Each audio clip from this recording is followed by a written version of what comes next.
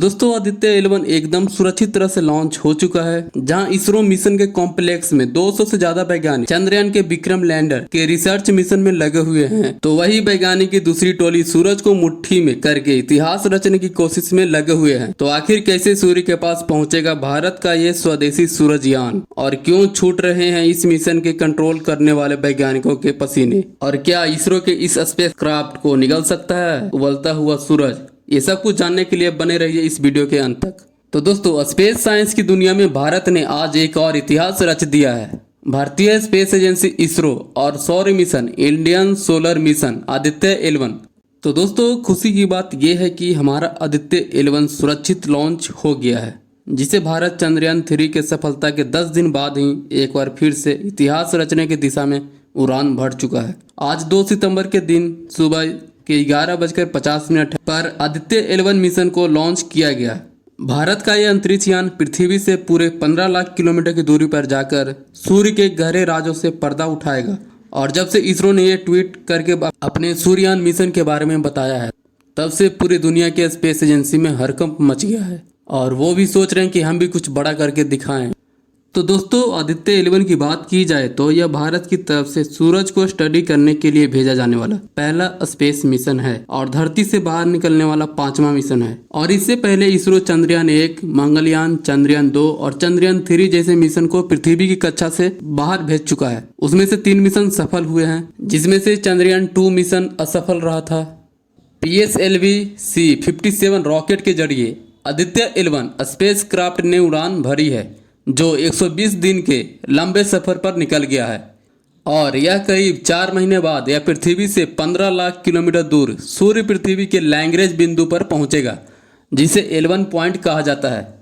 यही वह जगह होगी जहां से भारत की पहली स्पेस बेस्ड सोलर ऑब्जर्वेटरी हमारे सूर्य को मॉनिटर करेगी और उसकी हर हरकत को हम तक पहुंचाएगी।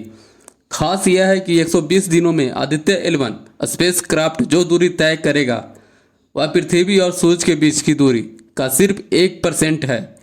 लेकिन वहाँ 11 पॉइंट ऐसी जगह है जहाँ से सूर्य पर हमेशा नज़र रखी जा सकेगी। सूर्य मिशन लॉन्च होने से पहले जैसे ही उल्टी गिनती की शुरू होते ही लोगों की धड़कनें बढ़ गई। PSLV C-57 रॉकेट ने जैसे ही उड़ान भरी, श्रीहरिकोटा समेत देश भर में इस लॉन्च को देख रहे लोग तालियां बजाने लगे। रॉकेट का लिफ्ट ऑफ नॉर्मल था, जो आसमान को चीरते हुए आगे बढ़ गया। और दोस्तों यह भारत का पहला सौर मिशन है जिसका मकसद सूर्य के कोरोना, सूर्य की सबसे बाहरी परत का ऑब्जर्वेशन करना है। स्पेस क्राफ्ट अपने साथ 7 पेलोड लेकर गया है। सभी पेलोड अलग अलग वेव बैंड में फोटोस्फेयर, प्रकाश मंडल, क्रोमोस्फेयर, सूर्य की दिखाई देने वाली सतह से ठीक ऊपरी सतह और सूर्य की सबसे बाहरी परत कोरोना को ऑब्जर्वेशन करने में मदद करेंगे। तो दोस्तों आदित्य 11 मिशन पूरी तरह से स्वदेशी है। इसे तैयार करने में कई राष्ट्रीय संस्थानों की भागीदारी है। PTI की रिपोर्ट के अनुसार इसका primary instrument visual emission live chronograph BILC है। जब आदित्य ऑब्जर्वेटरी अपना काम शुरू कर देगी, तब BILC इसरो के ग्राउंड स्टेशन को रोजाना 1440 तस्वीरें भेजेगा। इन तस्वीरों को परख कर वैज्ञानिक यह जान पाएंगे कि सूरज में किस तरह की हलचलें हो रही है। तो दोस्तों अब जानते हैं लैरेंज पॉइंट के बारे में। लैरेंज पॉइंट यानी एल, यह नाम गणितज्ञ जोसेफ लुई लैरेंज के नाम पर दिया गया है। इन्होंने ही इस लैरेंज पॉइंट को खोजा था, जब किसी 2 घूमते हुए अंतरिक्षीय वस्तुओं के बीच ग्रेविटी का एक पॉइंट ऐसा पॉइंट आता है जहां पर कोई भी वस्तु या सैटेलाइट दोनों ग्रहों या तारों के गुरुत्वाकर्षण से बचा रहता है। आदित्य 11 के मामले में यह धरती और सूरज दोनों की गुरुत्वाकर्षण शक्ति से बचा रहेगा। लॉन्च के बाद आदित्य 16 दिन तक धरती के चारों तरफ चक्कर लगाएगा। इस दौरान 5 ऑर्बिट बार बदला जाएगा ताकि सही गति मिले। फिर आदित्य का ट्रांस लैरेंजियन 1 इंसर्शन होगा। यहाँ से शुरू होगी 109 दिनों की लंबी यात्रा। जैसे ही आदित्य 11 पर पहुंचेगा, वह वहां पर एक और ऑर्बिट मैनूवर करेगा ताकि 11 पॉइंट चारों तरफ से चक्कर लगा सके, क्योंकि पृथ्वी अपनी ग्रेविटी से आसपास मौजूद हर चीज़ों को अपनी ओर खींचती है। और क्रूज फेज और हेलो ऑर्बिट में 11 पोजीशन को कैप्चर करना, अगर गति नियंत्रित नहीं हुई तो आदित्य 11 सूरज की झुलसी आग में वहीं से वह जल जाएगा। आदित्य 11 भारत की पहली अंतरिक्ष आधारित ऑब्जर्वेटरी है यह सूरज से इतनी दूर तैनात होगा कि उसे गर्मी तो लगे लेकिन वह खराब नहीं होगा, क्योंकि सूरज की सतह से थोड़ा ऊपर यानी फोटोस्फेयर का तापमान करीब 5500 डिग्री सेल्सियस रहता है। केंद्र का तापमान 1.50 करोड़ डिग्री सेल्सियस रहता है। ऐसे में किसी यान या स्पेसक्राफ्ट का वहां जाना संभव नहीं था।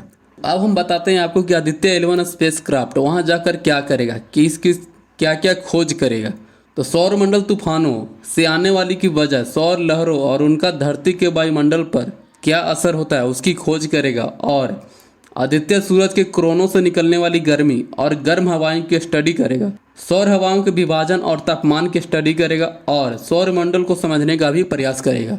आदित्य के साथ पेपा प्लॉट्स यानी plasma analyser package for Aditya, यह सूरज की गर्म हवाओं में मौजूद इलेक्ट्रॉन्स और भारी आयन की दिशाओं और उनकी स्टडी करेगा। कितनी गर्मी है इन हवाओं में उनका पता करेगा। साथ ही चार्ज कणों यानी आयंस के वजन का भी पता करेगा। सेकंड है VELC यानी विजुअल लाइन एनिमेशन क्रोनोग्राफ। इसे इंडियन इंस्टीट्यूट ऑफ एस्ट्रोफिजिक्स ने बनाया है। सूर्ययान में लगा VELC सूरज की HD फोटो लेगा। इस स्पेसक्राफ्ट को PSLV रॉकेट से लॉन्च किया जाएगा।